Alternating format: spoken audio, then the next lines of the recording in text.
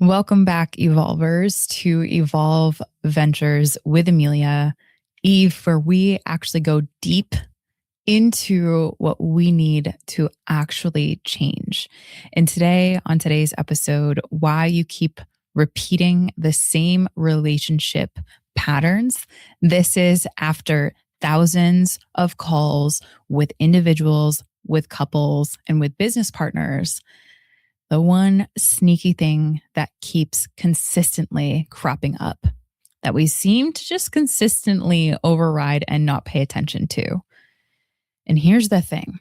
What I want to share with you today is that most relationship problems are not about communication. Quite the contrary. They're about our nervous system state. So if you've ever felt like you care about someone, but yet still end up in those frustrating conversations that feel like the same thing every single time, this is usually why. And I want to share this with you because as someone who has worked with thousands of people at this point, helping them really actually get to the bottom of their patterns, I am still profoundly impacted by how we can know this one truth, and yet the application of it when it really matters really comes down to a skill built over time. And so I want to share a personal story, one moment that I remember really clearly. And I had a really long day. And this is a moment that in the ideal world, I would respond in every aspect that I know intellectually. But I was in a moment after a long day with a lot of emotional baggage on my plate that I didn't clear out. And before I knew it, I was on a walk with someone in a conversation with that special someone I care deeply about. And what my nervous system, what I needed in that moment was simply connection. Connection about my day, what was happening, what I was going through. But what I felt from them was the opposite of that. It was distance, like I couldn't reach them. And after a little while, my body recognized this and reacted well before I even had time to think about it or had time to conjure the best, most optimal approach to this. I could feel myself wanting to push away, to explain more, to lean in, to try to rehash what I had said, to make sure that it came across clearly, to try to get them to understand what it is that I was saying, that cry for help, for connection. And my body, while it wanted to clarify, rehash, even say the same thing again and again, it went when that didn't work for that connection need to get met. It went down into shutdown, pull away. And so before I knew it, I was walking what used to be shoulder to shoulder with this special person. And before I knew it, was walking 2 feet away from them. And so in the moment, I could feel like something was wrong because this person, I don't ever really like to be far away from in my conscious regulated state. If I could, I'd spend so much time right next to them, shoulder to shoulder. But I could tell that when I was 2 feet away from them, walking, that something was wrong. Something was off. Like I wasn't being heard or that they weren't meeting me, especially in the way in which I needed in that moment. But what I realized later, nothing was actually wrong in the way in which I thought. We were just in two separate nervous system states, two totally separate states. Yeah. And this is where a lot of relationships, they literally start to feel confusing. You are trying to connect, and that's the opposite of what feels possible in the moment. And at the end of the day, what this really is it's not that people don't care about each other. It's not that people don't love each other. It's not that I didn't love that person in that moment. It's not like I didn't care about them in that moment. And it's not like this person didn't care and love about me in that moment. As a matter of fact, we care and love each other deeply. In that moment, it's that their nervous systems are also trying to feel safe. And their nervous system is trying to feel safe in a different way at the same time. So, you ever heard of a silent disco? Silent disco, if you haven't heard about it, it's picture a room with a ton of people, ton of different strangers, or maybe someone that you love and care about. You guys get a ticket and you go. And everyone has their own set of headphones. And on their headphones, it's playing a musical tune that it could be something like country or EDM or classical or rap. The person who has the headphones on gets to choose their music that they like. So if you were to walk into this room, you wouldn't hear any music. Only when you would put on these headphones would you actually hear music. So walking into that room, you see a bunch of people starting to groove and get after it and have a different dance, maybe EDM, maybe some rap, maybe country, maybe classically moving to the music. But everyone would have a different energy about them. Their nervous system would be synced up to the tunes that they were listening to. And so I say it's like a silent disco. That moment was like a silent disco because our nervous systems were in two different states. It's literally like that. We had different music playing, even different hertz, the sound waves, the waves, the frequencies that we were on. And so while I wanted to connect, we weren't able to because we're each seeking safety. We're each seeking the tune of music that we need in that moment for connection at the same time, and yet different waves. Two human beings playing different music, trying to connect at the same time. So when this happens, those two nervous systems are trying to seek that safety, trying to seek that connection. And it's in two different states and doing so in two opposite ways. We are not responding to each other clearly. And that was obvious in my body at that moment. But in those moments, what do? Instead, our body just reacts. We might say things we don't mean and move towards. We might gesture and move closer to try to be heard. Other people, they might move away. They might try to shut down or go quiet or disconnect or maybe create some space because, again, their nervous system are operating on two different levels.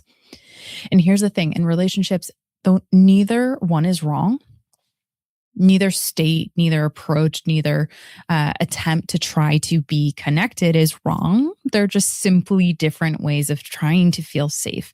And in this moment, I had to really reflect, what do I know? But it felt inaccessible because my body was just responding for me. So it looks like a communication problem on the outside is often a state problem on the inside. Two totally different nervous systems trying to regulate in opposite directions. So if you've ever felt like you keep having the same argument, you keep having the same conversations that aren't going anywhere in different forms, just a little different, I've been there before. I see you, I hear you. Or you leave conversations feeling totally misunderstood, like you're too much for that moment or you're not enough. Whatever you try to do, it's just not connecting. What is usually underneath that? Again, I've seen this time and time and again. This is the nervous system trying to find safety in two totally different states. You can't communicate clearly from a dysregulated state. And that is what I want to give all of us as evolvers a reminder to, especially if you listen to the past 4 episodes. This is the 5th. And this is why regulation matters so much. I keep returning back to it again and again. I feel like I've had hundreds of thousands of conversations at this point about why regulation matters so much, be it in the intimate partner setting, be it with family members and specific holidays or a friend catching up. This is why regulation matters so much. Because when your system feels safe, you can actually listen. You can stay present, and you can, most importantly, respond instead of react. Now, what's the difference between responding and reacting? That is the difference of a moment like that, me walking 2 feet away from this person I love and care about when I really just want to be right next to them. Reacting is doing what my body decides to do on its own accord without checking in with my conscious mind. Responding would look very much like checking in with high self Amelia and saying, hey, girl, you're in a activated nervous system. You're kind of like flighting right now. And that state is going to actually further pull you apart from the connection that you really want and need at the end of the day with this person. So just out of curiosity, if we really want to get that need met, is it that we want to move away from this person and let words stumble out of our mouths without really checking in on our values and who we aspire to be to this person with this person as a person? Is the answer yes or no? The answer's yeah, we should probably not just go flight and not just have this type of reaction. The response is choosing how to act in alignment, what words to say, what proximity to that loved one that you care deeply about, what way in which your body posture is signaling how to move with your hands if you're a hand talker too. You can respond instead of reacting. And sometimes the most helpful thing you can do in a moment like that, trust me, it is not say the perfect thing. And if you're someone who can say the perfect thing in those moments, definitely reach out. But ultimately, it is to recognize the state that you're in and give your system a moment to settle. Because ultimately, relationships, they do not create your patterns. And this is the hardest truth that we all end up realizing. Relationships do not create your patterns. Brace yourself for the mirror. Relationships reveal them. They show you where your nervous system still does not feel safe. And that is not a failure. That is information that is coming to you strong and is signaling for you to listen.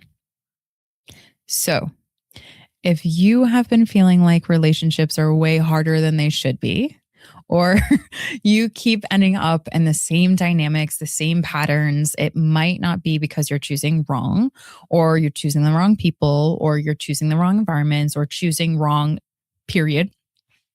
Although for some people, that absolutely is the truth, and we got to talk. But more often than not, it's because your system is repeating what feels familiar. In that moment for me, that's what felt familiar. It literally had the opposite effect of what I needed.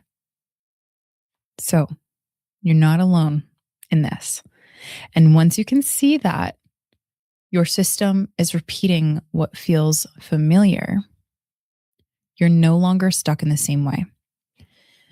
You don't need to become someone different. Rather, you just need enough safety to relate differently. For me, the way I like to think about this, it's like watching a movie that you loved when you were a child, watching it again when you're an adult and you have these awarenesses. For me, the one that's coming to my mind right now is Mufasa. Not Mufasa. That is amazing. But The Lion King. That's what's coming to mind right now. The Lion King in the 90s versus watching it in 2025. Whoa. I did not have the same experience because I did not see the movie the same way. For us, the same is true. We just need enough safety to relate differently.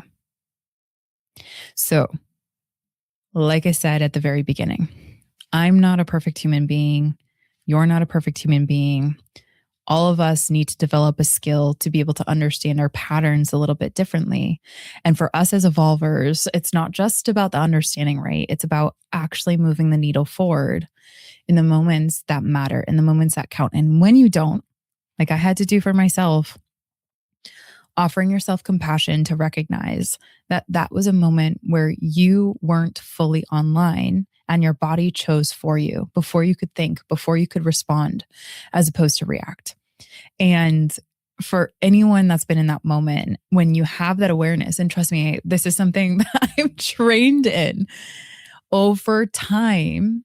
Stress, we get tired. There's so much on our plate, right? Where our brain is carrying so much cognitive load, emotional load, psychological load, you name it, that's putting you at a disadvantage from you just reverting back to your training. But trust me, I also remember another time where same walk with the same person, where the same pattern came up. And it was because I gave myself grace after I missed those moments to apply my learning. And I kind of rehashed that moment of what could I have done better? Where would that moment be were I to name my state and actually check in with myself? And I honed it in. I said, right there, Amelia, that's where you would have done it. That's where it would have been most optimal for you. There was another walk, and ironically enough, it was probably a week or so later that the same pattern came up within me, and I responded differently. That over time, again and again, the repetitions, they build to a skill. And so we're not perfect. And I think that that's kind of the beauty in the journey. But our relationship patterns, they reveal the information that our body is trying to signal to us all the time. So listen to your body, name the nervous system state, and let's all create this feedback loop that helps us check in with ourselves when we are noticing we are acting maybe a little bit out of alignment to what we need in those moments. For me, it was connection with that person I love and care deeply about. And I wasn't getting it, not because of them, but because of how my body chose to react. Not the grounded, the regulated response place that now I'm operating at. So nervous system regulation, naming it, revealing that pattern for you. We want to know what that is. And when you kind of learn, I want you to try this out. My invitation to you is with someone that you care about, the next conversation that you have, if you notice, right, and it doesn't have to be a high tense situation, but I want you to notice there will be a moment where your body starts to choose. It just chooses before you consciously are thinking. Might be in a meeting, might be in a conversation with a loved one, might be when you phone your parents or grandparents or nieces or nephew, might be when you're talking to your child. Your body just reacts. Afterwards, I want to have this kind of reflective moment with yourself and hone in on where could you improve next time? And what would you specifically like to do differently to respond in alignment with your core values, to respond in alignment with who you aspire to be with that person that you love and care about? Because most of us, the relationships that we have stick with us for a long time. And when we understand the patterns that are creating disconnection, even though we deeply crave connection, we have the ability to change. So if this is something that resonates with you and you're maybe feeling a little called forward, or you're starting to recognize that, oh, this is a skill that I have not been working on this year. Trust me, you're not alone in this. But if this resonates, please, the best place to go to dive deeper into this work is in the show notes. In there, you'll find links to my work, to my calendar, if you feel called to, but most importantly, at a space where I'll be, which is Evolve Reflections. So EVE Reflections is a space where there's more grounded, tactical insights to this specific episode that you can try to apply in your life. And I'd love to know how it goes. So if this also resonated with you, go ahead and pop a comment in YouTube. The comments are where I understand what is resonating with you, what is activating you, and what is maybe sparking that insight that you needed the whole time. So thank you for joining me today on Eve. Amelia is here as your friend to grow, to evolve, and to do better. I'm here always.